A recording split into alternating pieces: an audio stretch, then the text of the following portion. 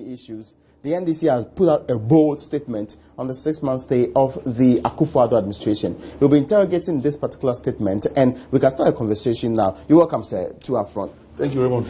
I hope you are doing well. Well, we'll survive it, we'll manage it. Interesting. I mean, being in opposition, rarely you're supposed to oppose many of the things that government does, and the understanding then is that you would have to posit the alternative view. A statement was issued today. The national chairman actually did address the nation. This is going on the back of the president, what they call it, Meet the Press series. Exactly. First and foremost, there's a discussion about which media house was not allowed, which ones were allowed in there. How did that event go for you? Well, I think that for somebody who had the opportunity to organize such events under the late President Nathaniel's, may he so rest in peace. I used to manage his communications for him at the presidency. Yeah. The difference is that in our time, what we did was to allow the president to take center stage and allow the media to enjoy the one-on-one with him, because presidents have very busy schedules. And so once in a year, let the president come out there and engage the media on all fronts, all subjects, all issues, without the backing of his ministers. In fact, the vice president even didn't attend any of those encounters, if I recall. It allows the president to position himself as somebody who's on top of the issues, who understands. And it's not because you are saying that the president alone is the fulcrum of all knowledge, or the repository of all knowledge. But all you are saying is that the president positions himself as being somebody who understands the issues. I'll give a typical example. When the issue of Côte d'Ivoire was bubbling up, and whether Ghana had to commit troops or not to a force of aggression, not a peacekeeping force, a force of aggression to go and take out Laurent Gbagbo. In the midst of the ifing and the batting about it, President Mills decided that, look, he didn't expect advice. So he got former President Rawlings and a few retired military generals, Lieutenant General Arnold Kwenu, my own father, Major General retired Henry Anyidoho, and a few other generals who had war experience. And they met. By the time President Mills was speaking to the media at the castle and saying, look, I have adopted a zero-fees ASEM policy, it was because he had engaged at length President Rawlings, because of his experience as president when the Liberia and the Sierra Leone crisis broke out. He was also president when the Rwanda crisis broke out. And this General Kwenu. I get your point. Yeah, so it's not because the president, up the top of his head, has all the answers, but he consults. So for me, the president the other day and throwing questions to his vice president and his ministers and virtually not staying on top of the issues, I wasn't impressed. Would you have rather he said things he was not sure of? No, I would rather he got full briefing and come out there and prove to us that he's on top of all the issues as President of the Republic of Ghana. One clarification you gave me, though, I thought the Zulfiasem statement was in support of Article 2, Clause 7 of the UN Charter, which actually advocates non-interference. But you actually believe that there was a broader it is a whole gamut of the issue of non-interference. But not just because of that UN Charter, but also because with the particular reference to Côte d'Ivoire, we have a lot of Ghanaians in Côte d'Ivoire. We had just birthed the FPS Kwame Nkrumah in Ghana Ivorian waters. So it's not wise to go there in the first place. Thank you. I get the point. Now, you differentiate the two in terms of who was allowed to participate in answering the questions. Yes. But in terms of the president's own, how about delivery? Did he do well for you? Oh no, I mean, when it comes to speaking the Queen's language, I don't think anybody can fault Nana Akufo-Addo on that. I mean, the language is not his problem. Yeah, it's more of substance. Yeah. Than delivery. So as for the language, is not his. You don't think that the form matters too? Yeah, well, the form is very critical. I mean, and he delivered on the form. You won't say so. No, I think that he spoke a lot of English. No, but he didn't land solidly on issues. I mean, to be fair to him, on the question that to be fair to him, he delivered on the form of delivery. Yes, on the form of delivery. He did well. Oh yes, on the form of delivery. He was not a fit and start. Okay. In terms of his delivery. I mean, he seemed to be able to comprehend all the questions that were thrown at him. Yes. But in terms of answering and being able to convince us that he was solid on the issue, that's where I think that he didn't stand himself tall. The statement says the ability to memorize and rattle English lines with strange intonations does not necessarily lend heavyweight and substance to speech. Precisely so. What does this really mean? Well, after you admitting that he delivered it properly and he delivered the English language in the way that it ought to be done. So rattling English. So what is this strange intonation? Well, rattling English with strange intonation does not necessarily mean that there's substance in what you are saying. That's interesting to know. Anyway, but one comparison I also wanted to do for me, because you've been director of communications before, did you exclude any media house? Any popular media house? Thank you. I like that. No. Actually, I ran the invitations myself. Really? Yeah. And what I used to do was to put personal phone calls through to everybody. If it was on Man FM, I would call Fifi Boafo, and Fifi Boafo, you are invited. I would call KOKU Boako, Crusading Guide, you are invited. Okay. I'll call Sifa Kain, Peace FM, you are invited. I'll call Ben Efsin, you are invited. I'll call Kwesi Pratt, I'll call Bature, I'll call Adakabe, I'll call Bernard Avle, I'll call Kobi Fiagbe. You never called I'll call Joy FM. You never called Kenneth Ejay Cranch? Yes, I'm coming to it. Yes. No. He was Searchlight. Searchlight, yeah. Because that was the president's personal discretion. I don't want that guy in here because he insults me too much. The president has to do so. Yes. And the president has that discretion. I don't want him here because he insults me too much. It's not about discretion. It's not about a discretion over freedom of speech in the media. Not about insulting him. Why? KOKU Baku criticizes President Mills. Why does he insult him? Fifi Boafo, Man FM, Kennedy Japan. Who insults more than Kennedy Japan? But it is not Fifi Boafo who does the insulting. Okay. So Fifi Boafo is allowed in. So that is it. You cannot be insulting me and I bring you into my bedroom to come and insult me more. No. So yes, Kennedy J. Crunchy was never invited. I have no regrets about it. But then you're talking about popular. How popular is Searchlight anyway? Anyway, that's interesting to know. But Radio Gold was not invited to this encounter. Unfortunately so. Not Radio Gold alone. You didn't get the Informer being invited. You didn't get Ghanaian Lens being invited. You didn't get the Herald being invited. The Informer, Ghanaian Lens, how different are they from the Searchlight? You didn't get... It's up to you to tell me. Yeah. I've given my opinion on Searchlight. Okay. Unless you want to give your opinion on those papers as well. No. I mean, I'm just trying to tell you that. How different are they? And since you excluded the Searchlight, did they have the right to exclude these papers? If Ahin and co think that they had a very good reason for excluding those papers, well, let them tell us. I am telling you the reason why Searchlight was never invited. Oh, okay, I get your point. I understand that. But I think they did right in not doing so. If they had a good reason, they have every right to prevent If they have a reason why they didn't do it, is there a reason? Can you defend them? Defend because them. You've done it before. I'm telling you that in the case of Searchlight, it was because of what he was doing to the president. The president didn't want him there. If Hiroji is telling us today, and Nana Akufo-Addo told him not to invite Radio Gold, the Informer, and the Ghanaian Lens, and Ahunto FM, that is it. Anyway, Mustafa Ahmed says the next time they will be the first people to be invited as the representative from Radio Gold. You see, you do those. I mean, Radio Gold is one of the oldest radio stations in this country. It has a reputation. Yeah. Nobody can say Radio Gold has it. Radio Gold has a solid reputation. Muntie is much of a baby. Ahunto is even much of a babyer than even Muntie. But certainly. Exactly. But Radio Gold is up there among the oldest. You know, I'm sure after there could be something Radio I, which became Joy FM, multimedia. I think Radio Gold might have been next. And then on the 6th of March 1996, I reckon, that's when Radio Gold was set up. So if you decide to do that and take a shine away from whatever it is the president was supposed to have said, that is people managing the president. And I get your point. Yes. Anyway, but now let's go. You were just saying that he didn't deliver a lot of substance. What were you expecting him to say specifically? Raymond, especially on the issue of law and order. Yeah. I think that is very critical. It's the pivot around which the governance process evolves everywhere in the world. Minus peace and security. Minus a stable law and order process. Everything else pales into insignificance.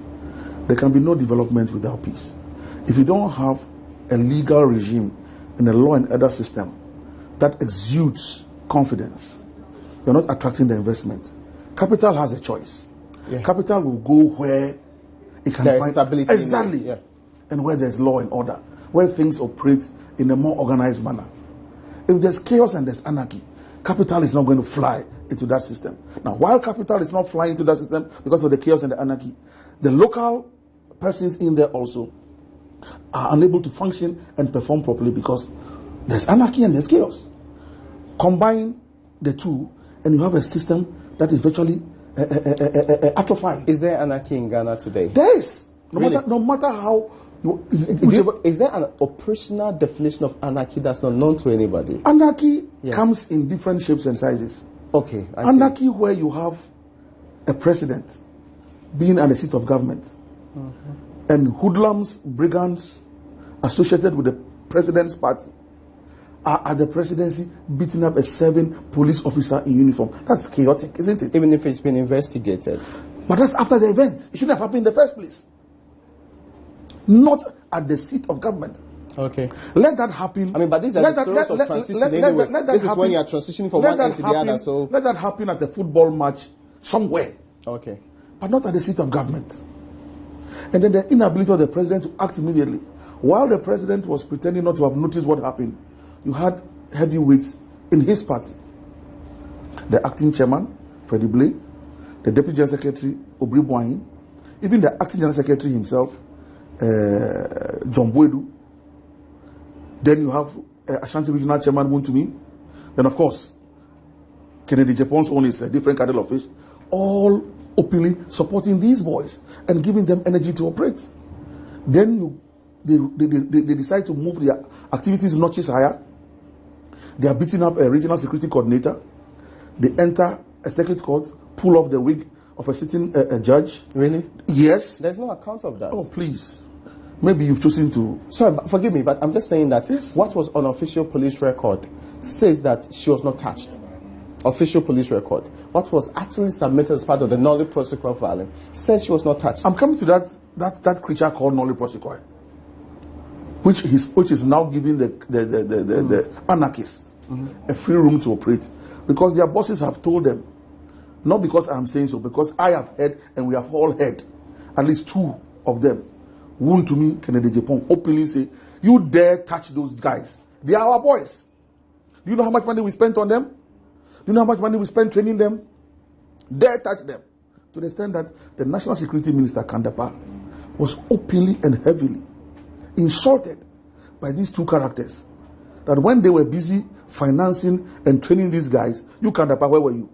You said you are retired from politics. So is it a problem? Now we have won and you have become minister and you are saying you touch these boys. Touch these boys and you'll see what will happen to you. So the concern to do with the conduct of these vigilante groups, yes. And in fairness, the NDC has vigilante groups too. We don't. Really? What do they call it? Vigilante groups. No, hold on. I'm coming to Azoka boys. No, they're not vigilante groups. Really? No. Azoka is a regional chairman. Yes. And there are boys who walk around with him in Tamale. And they operate with and around him. But how come see, Mark Boyungo thinks they are the same? No. Well, that is his interpretation. That was former Interior Minister. That is his interpretation. Former Interior Minister. That is his interpretation. Understood the security of the place. In fact, internal security was under his ministry. That is his interpretation. You're talking to KOKU ANYIDOHO, not to anybody else. Yes. And I'm telling you, as Deputy General Secretary of the party, we don't have any such groups associated with the NDC. Unlike in the case of the MPP, where now we are being told that since 1992, the invisible forces have been an integral wing of the party. And I'm quoting Obri Boahin, Deputy General Secretary of the party. Sorry, the MPP's wings are stated in their constitution. There's no part of that particular. No. But in fairness, the Deputy General Secretary's words should not supersede but the chairman, of the party. You forgot about the chairman, chairman, says these are our boys. Yes, but then the current president used to operate with the invisible forces when he was flag bearer. Those were the boys who chased out Paul Afoko and Kwame Japan from the head office of the MPP. Security at the party's headquarters. Fine. Yeah. Security, but they are called Delta Forces, Invisible Forces. Yeah, but there's a difference. That is why they have unfettered access to the presidency. I have worked at the presidency before. The castle, Flagstaff House, is all presidency. Worldwide is presidency, my brother. If you are not close to the presidency, If you don't have any official assignment at the presidency, you dare not enter the presidency.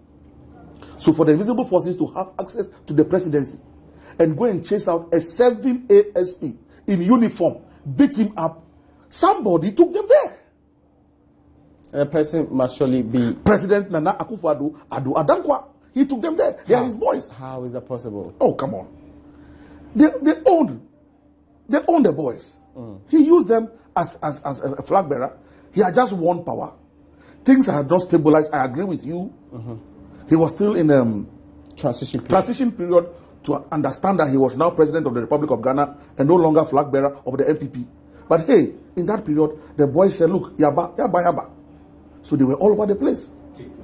Anyway, but the understanding we also have what has happened beyond this particular point is that they are being dealt with. Delta Force in Kumasi is being dealt with.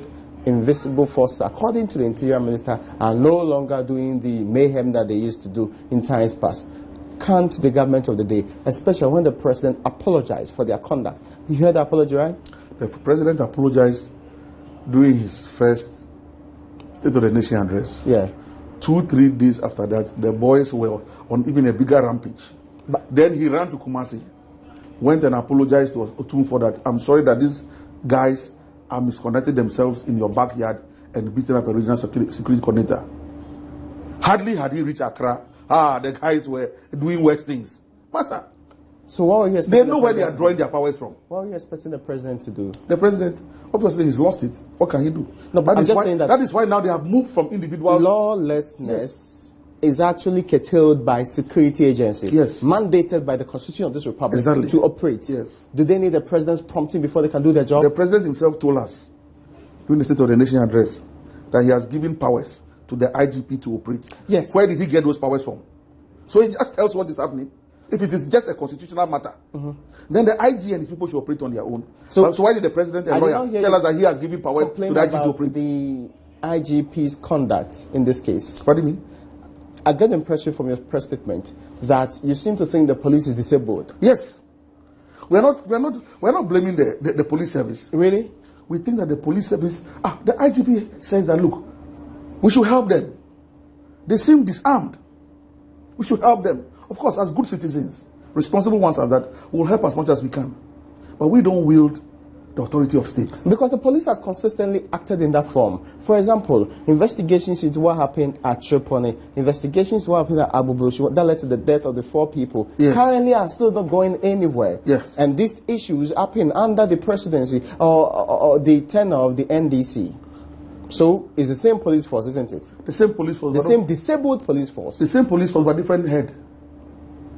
Times have changed. Look, typical example is when the Muntie guys, the Muntie 3, were going to go to the Supreme Court for hearing. Under a certain IGP. People were besieged. They besieged the place. Thank you. I was there personally. But the police were there with riot gear. You saw it. Yes, the police were there with riot gear. They were ready for action. It didn't look like that to me. So when the boys... It didn't look like that to me because I saw a journalist from CTFM's iPad dropped to the floor by one person. The police only looked on behind me when I saw the incident happen. It didn't look like somebody's iPad dropping. The person was careless and he dropped his iPad. No, it was pushed off his hand. He was actually shoved aside by the people who were there. And I saw the incident with my own eyes. We are talking about protecting the sanctity of the court. Yes, including the people who are at the court. The iPad was in the court. No, I mean, I'm talking about the journalist who was actually possessing this material. I'm saying that under one regime, when the case was going to the court, the police virtually cordoned off the area. And they were there in riot gear, anticipating that, look, this is a heavy political issue. And in case the verdict goes a certain way, people will have the tendency to misconduct themselves. Okay. And so they were ready for action. Reel forward into another dispensation. These boys, these rogues, these hoodlums, when they were billed for court in Kumasi, a circuit court, under a different dispensation, it was one pregnant policewoman and one constable with a truncheon. The usual deployment so to the court. in an instance where 3 radio people are going to be tried, there can be full riot gear. And in another instance when about 14 rogues, hoodlums, are going to go to court, is one pregnant woman and another constable with a transit who go as a security personnel to the court. Are we serious? And you're saying that this is not the failure? It is the current dispensation. Really? It was Kudalo who was IGP under NDC. Yes. And so the police anticipated. Today, who is IGP and who is president? Let's not compare apples and oranges. Nana Akufo-Addo will take the blame squarely for the lawlessness that has engulfed the nation, and he will have to carry it. You say that in the last 6 months, there's no denying the fact that lawlessness has been allowed to fester. You also proceed to say that hardly a day passed without the news outlet being inundated with stories of horrifying and gory crimes being committed with brazen bravado across the length and breadth of this particular country. You seem to suggest that impunity, one, and lawlessness is on the increase. Yeah. You also seem to suggest that crimes are on the increase. Certainly, all forms of crime, even child prostitution, is on the increase. But in fairness, I mean, where is this fact coming from? I listened to a documentary on Joy FM, a news feature, your station, on child prostitution. Yeah. And that is where I got the statistics. I cannot give you the exact numbers, but I heard it on Joy FM, a news feature, must have been 3 months ago, where there was this young girl who came from Tema. Respectfully, are you aware of when the news feature was done? I'm saying about 3 months ago. Yes, that was something of aired. I'm talking about when it was put together. Are you aware? Oh, you are. I heard it 3 months ago. Yes, but for me as a listener, I don't care when it was put together. Yes, because the statistics reflect a period. I'm a listener. Yes, I get your point, but I'm asking you to provide me statistics to this particular. I am giving you the source of my information. I get your point. At the time, the source was putting on the information, the source didn't give me the timeline within which the feature was done. All I had was that news feature, airing so and so, and I listened. I get your point, but I am telling you that there is kind evidence suggests that crime compared 2016 and 2017 within the first half of the year, it is 1/3 the number we had in the previous year. Are you aware of this? Where from these figures? This is actually from the police and also from the support. What type of crime? Because I know that the police categorize crime. Yes, all forms. And I repeat that. All forms. All forms, yes. Including... And they put it out there. You should have known that. All forms. Yes. Including the Hollywood-style shooting of a police officer at La Paz. What's that? The Hollywood-style. Yes. Gunning down of a police officer at La Paz. Sorry, we are half year. So far, how many police officers have been killed? About 5-6 of them have gone in the last 2 months. In the year 2014, it was within the same period 14 policemen. Yes. Are you not aware? Please. I'm just quoting figures that the same institution, Please, the same police institution, 14 police institution. 40 policemen. Yes, respectfully. I'm just quoting figures from in road accidents or in robbery. Please, let's get the facts right. No. Police, I'm just saying that it's the same number within the period I'm talking about. Maybe you've gone to pick somewhere the obituary of policemen. Oh, no. I'm quoting figures from the police. No, maybe you've seen the obituary of policemen and think that the obituary people die on a daily basis. But that is natural death. Or some of them, not natural. No. But you can't look at obituary and I am referencing the same institution, the police, in this particular case, their own statistics. Except you're saying that they are downplaying the figures now or intentionally pushing it up previously. You will have to convince me, Raymond, beyond reasonable doubt, that last year of 2016, yes, within the first quarter, 15 policemen... No, sorry, I said 2014. 2014? Yes. And I'm quoting 14. I'm still quoting the police as the source of this data. Do you doubt that? That 15 policemen 14, died. Yes. 14 in the first 6 months. Out of what? Road accidents. That what we are not witnessing. Where people are shooting policemen. Do you have contrary evidence to suggest otherwise? Do you have contrary evidence to suggest otherwise? I will not sit on air and say I don't trust your information. But yes. I'm saying that I have. And I'm also saying the police has given the information. Yes. We'll have to come back with round 2 of this program. You bring your statistics and I bring my statistics. No, hold on. I'm saying that is the police that's the source of my statistics. Recently, they did a press conference to actually state that the Ministry of Interior quoted same to back their points about. If I tell you, you're asking me, and if I tell you that the police are handicapped. That's not in doubt. It's not in doubt. Yes. I'm not about to take a swipe at the police as an institution.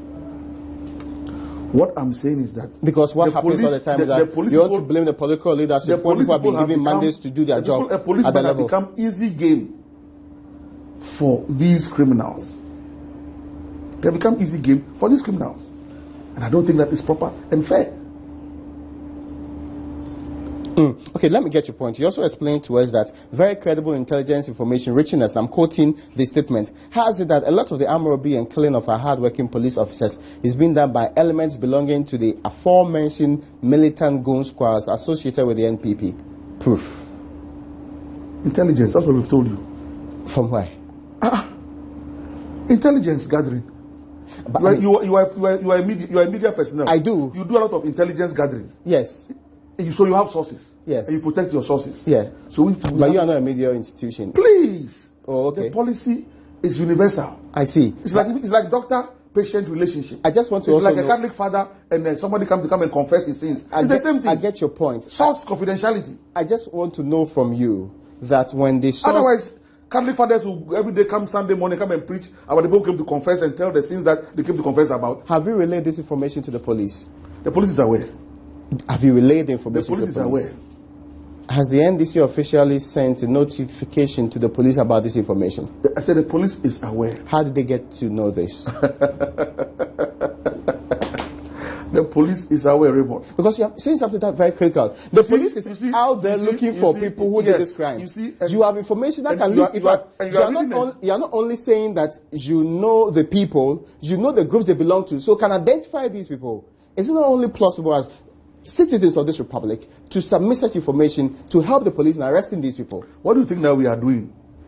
Communicating through the media.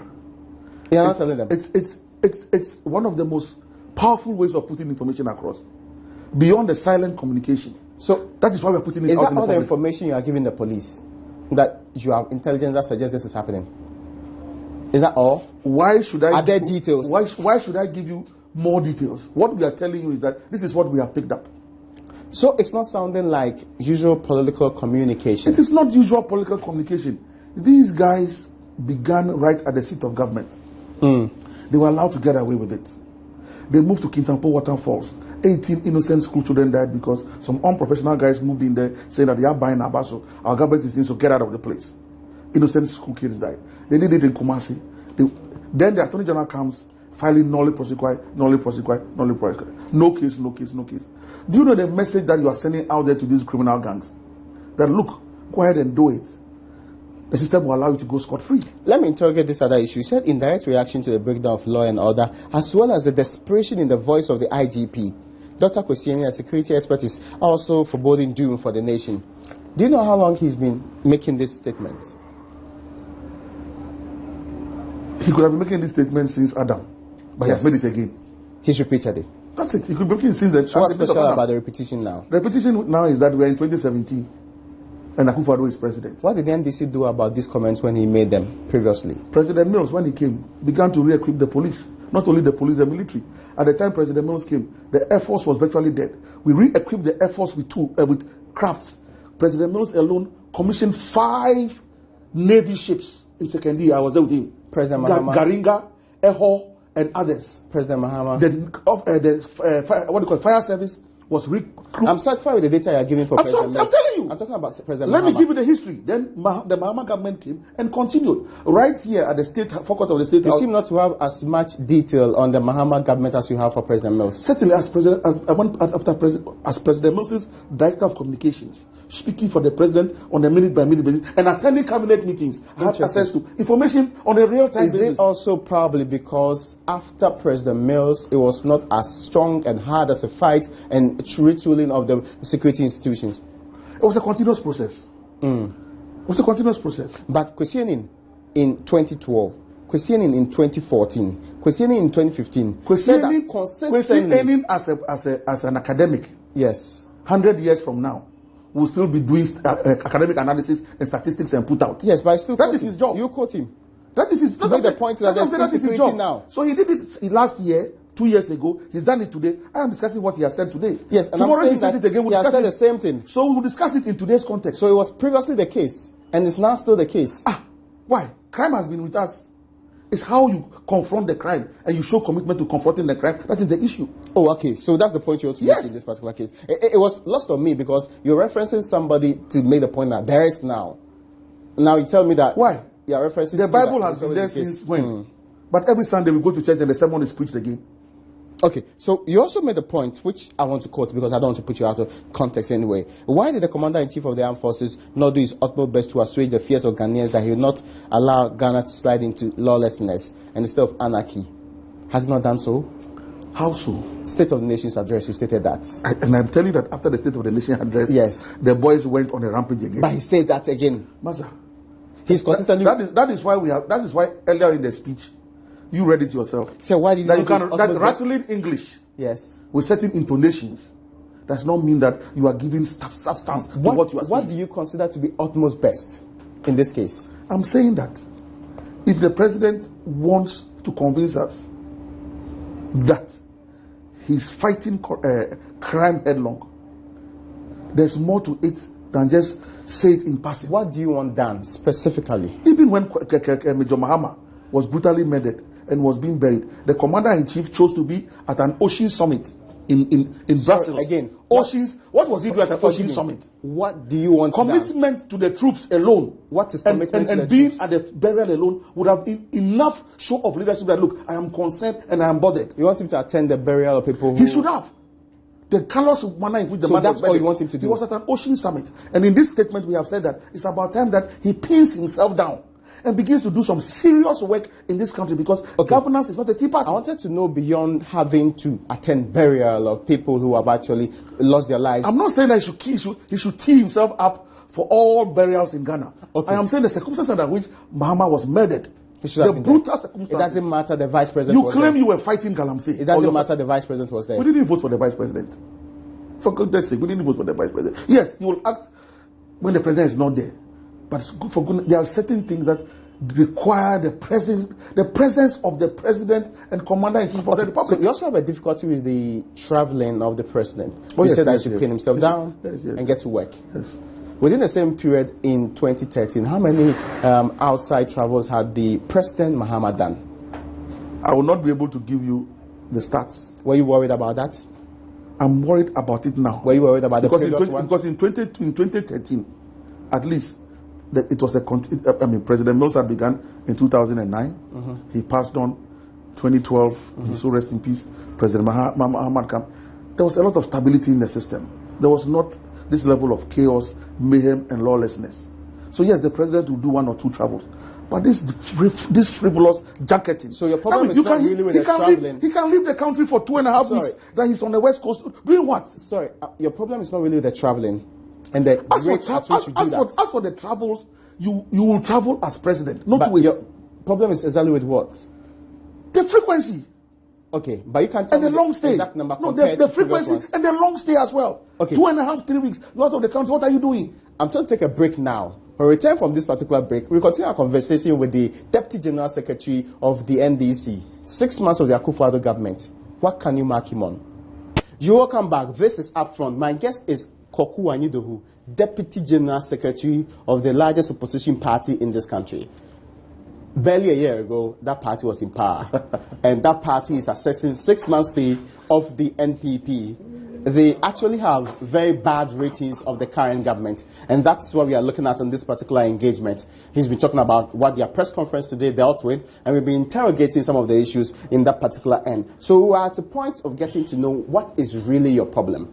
I remember when President Mahama was there, the NPP also held a similar press conference saying, Mr. President, stop traveling. Then the NDC referenced John Kufuor's time and said he was the biggest traveler. He gave 2 years of presidency to the then Vice President, Aliyu Mahama, because of his stay outside the country.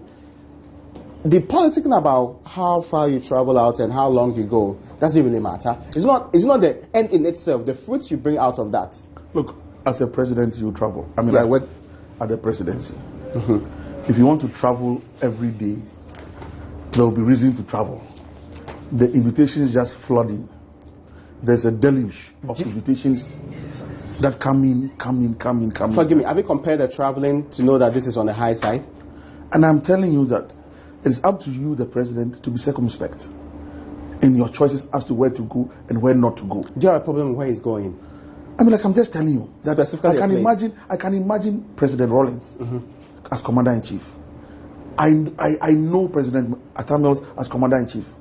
Given, not because it happened, but given that the late Major Adams had been so callously murdered under the regime of President Rawlings. Of course, because of his affinity to the military, I'm not sure President Rawlings would have traveled anywhere. Knowing President Mills for who he was, the kind of kind-hearted person he was, his instinct would have been, oh, I won't go on this trip. Let me rather be here for this funeral.